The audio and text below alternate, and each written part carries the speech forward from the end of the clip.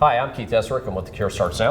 I'm Trent Hummel. I'm a pediatric neuro-oncologist at Cincinnati Children's Hospital and a board member of The Cure Starts Now.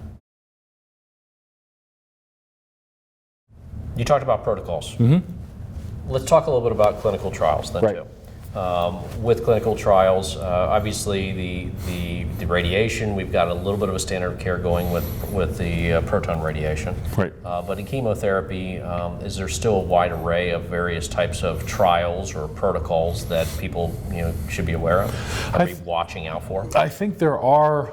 I think the thing to watch out for is that if you have a specific subgroup, a Wnt tumor, there are trials out there that are reducing some of the chemotherapy or radiation burden that you will get.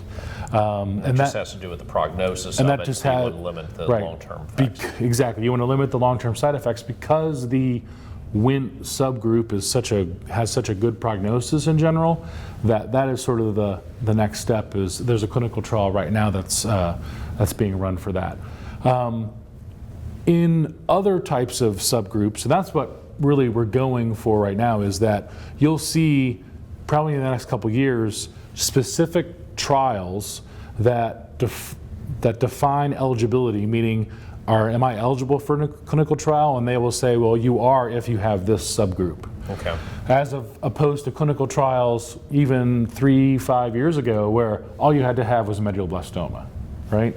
And so there will be clinical trials coming down the pike that look for how can we improve group 3 or how can we improve group 4, or possibly adding different chemotherapies or even targeted agents or very specific small molecule inhibitors for the sonic hedgehog pathway. Okay.